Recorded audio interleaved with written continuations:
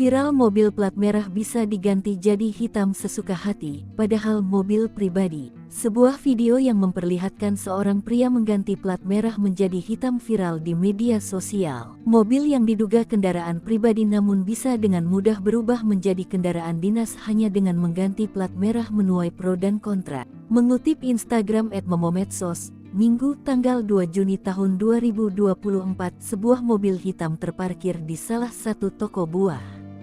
Terlihat seorang pria keluar dan berdiri di belakang mobil sambil melepas plat merah. Pria tersebut juga mengganti plat mobilnya menjadi warna hitam yang secara aturan merupakan mobil pribadi.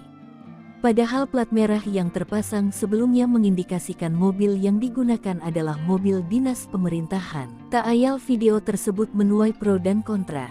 Tak sedikit yang menganggap bahwa mengganti plat nomor dari merah menjadi hitam adalah pelanggaran. Meski begitu, ada juga yang menduga bahwa mobil tersebut adalah milik pribadi dan bisa diganti-ganti. Meski masih jadi perdebatan, mengganti nomor plat merah menjadi hitam merupakan pelanggaran. Pasalnya, satu kendaraan hanya diterbitkan satu nomor polisi atau tanda nomor kendaraan bermotor TNBK.